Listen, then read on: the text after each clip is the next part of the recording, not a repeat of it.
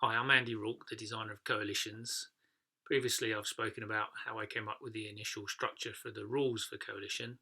Now, I want to talk a bit about the process of playtesting. I've been fortunate enough to be a long term member of Guildford Wargames Club, so fortunately, I know many people that were willing to help me in the early stages of the playtesting and design. Four people, particularly Ray Briggs, Norman Wapshot, Jeff Bayton, and Tim Johnson all contributed greatly to the design of Coalitions, and I don't think I would have been able to do it without them. Ray, particularly, was very supportive and inspirational. Norman gave a lot of help in the rule editing and structuring of the rules. I started designing Coalitions in August 2017, spent the first few months working out the structures for the rules and building prototypes. And so by the end of the year, I was ready to start playing the first play tests. Then throughout the whole of 2018, virtually every week, I would play normally full-length games with different mixes of player counts, 2, 3, 4, 5 and 6, to try and make sure that all the player counts worked well, and just try to play as often as I could and get as much feedback as possible. Initially, I was interested in getting the mechanics working out movement, working out the contests, and then as the first few play tests we got things working properly, it was then developing them to be smooth and interesting. So the contests already worked out that I wanted this to be a mix between the strength of the army, perhaps any garrison that was in the territory, and any political determination that the nation wanted to pledge. But through playtesting, it sort of soon showed up that there needed to be a slight random factor involved, because even though you didn't know how much people were going to pledge, if they had a maximum, you knew what the maximum was.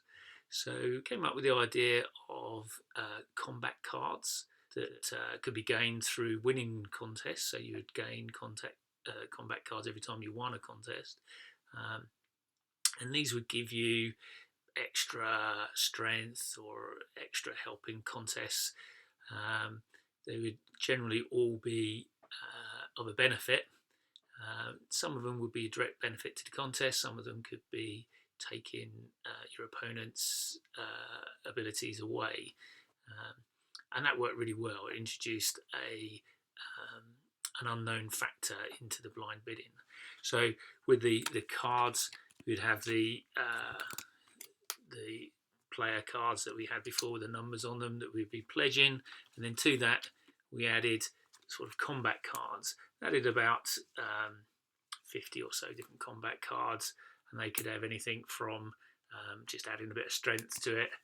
It could be things like spying and being able to see what the opponent was pledging, perhaps, or resupplying to strengthen your armies before a battle. Lots of different ideas for combat cards, and through play testing, those developed as well. And we fine-tuned the wording on the cards and what the cards were doing to keep the game balanced. Also needed to work out the effects on changing coalition status. So if players wanted to leave, say, one coalition, being able to go straight into the other. So you could switch straight from Britain to France, or go from Britain to a different state. And what was the effect on the board if you had been in coalition with someone and then you stopped being in that coalition, perhaps if you had armies in shared territories or garrisons, then what was going to be the effect of that? So all these things had to be ironed out. So these are kind of all the detail parts of the rules that you need to find out only through playtesting when different situations throw up. You could be 30 or 40 playtests in, and for the first time a situation would show up and you think, oh, I haven't got a rule for that. So you'd have to work it out and try and work it into the rules to keep all the rules as simple as possible. I wanted the rules to be as simple and as elegant as possible. I didn't want any special cases, no special rules for different player counts. It had to be a simple set of rules that applied all the time in every situation. And you can only get that through the playtesting. Lots of feedback from lots of different players, not just the main four. virtually everyone at the War Games Club helped as well. So I got lots of good feedback. Then balancing the setup. So the number of armies each nation was going to have. I wanted France to be the most dominant. So initially we started with 4 armies, I think, for France, and then it went up to 5. In the end, they ended up with 7 armies by the time I'd finished the development of the balancing of the sides, whereas nations like, say, Prussia had 3 armies, Austria had 4. So different nations had different size of forces available to them, and testing to see what values of political determination nations should start with. This was all worked out during the balancing of the playtesting. After each game, I tended to want to go through a kind of a questionnaire that I'd kind of worked out. Sometimes I'd actually write it down whilst I'm talking to the players. Sometimes I'd note it down afterwards. But I wanted to know how they felt the game played. Did it feel Napoleonic? I wanted to know if they felt engaged all the way through the game, whether they felt that they had a chance of winning all the way through the game, or at least that part of the game. Even if they didn't win eventually, did they feel they had a chance of winning, and how long did they feel that for? About downtime, whether they felt that they were engaged in the game enough. Also, one of the most important things I found during playtesting was to watch players' reactions to how they were getting on during the game. When they were having to make decisions, look to see how taxing those decisions were, to see their facial expressions, to see how involved they were, to see if they were engaged in the game. Because I wanted the game to be very engaging. I wanted it to be about decision making. The whole game is based around having to make choices with difficult options. So none of the options being great, and you've got to make the best of a bad choice sometimes. And so these choices are what's driving the game and what makes the game so interesting.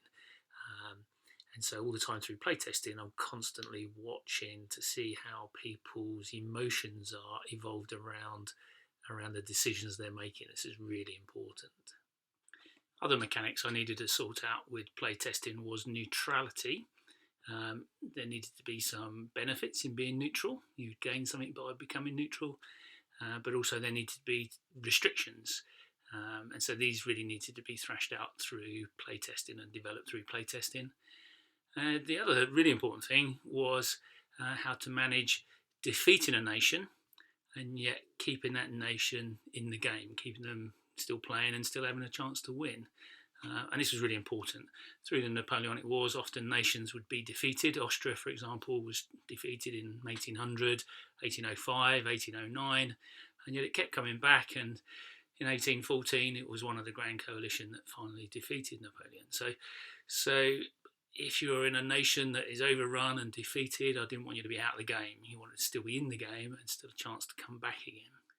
Another element of the game that continually developed throughout playtesting was the board, the design of the map. Initially, the first thing to change was the border around Sweden, linking Russia to Sweden. The dotted lines on the map are sea lanes, allowing players to move from one territory to another territory along a sea lane. And Britain controls all the sea lanes, so nations can only move if they're in the British coalition along the sea lanes with Britain's permission. So I wanted the link between Sweden and Russia to be non-governed by Britain, so I made that into a land bridge rather than a sea lane. Then decided through gameplay, this whole idea of influence or prestige or glory, that one of the ways for nations to gain would be to control disputed areas on the map.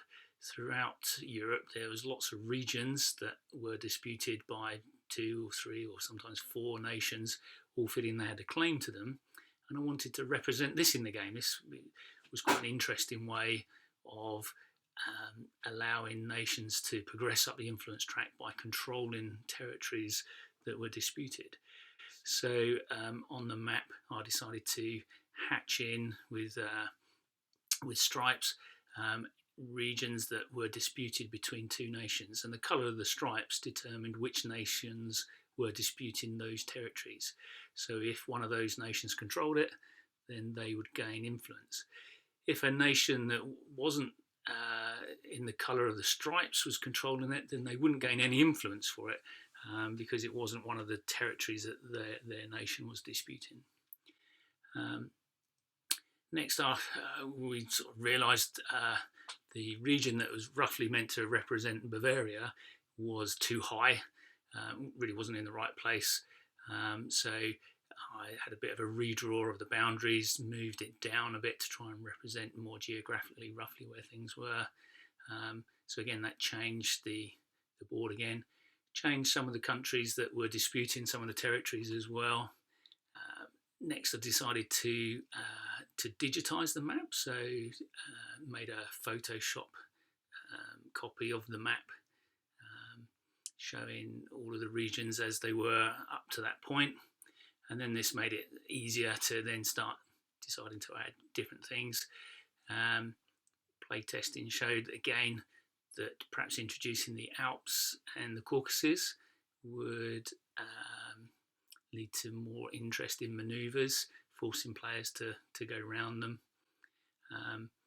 Italy decided to make the tip of Italy a disputed area. Naples disputed because early on in the Napoleonic and the Revolutionary period, there was a great British influence there until sort of 1806 time, when the French came in and it eventually became the Kingdom of Naples under Murat. So I wanted to reflect this in the fact that this area was disputed. Until in the end, through these various developments and many months of playtesting, I ended with a sort of final copy of the prototype digitally, which was ready to pitch to a publisher. But all these developments took months of playtesting, checking the boundaries, checking to see how the combats on the borders interacted, and adjusting accordingly. So this is all balancing, really. This is balancing the game and balancing the borders. So in my next video, I'm going to talk a little bit about preparing the game for pitching to a publisher, getting the prototype into a final condition, and how I went about pitching it to Phalanx. If you enjoy this video, please subscribe to the channel, and please feel free to like my Facebook page at Form Square Games.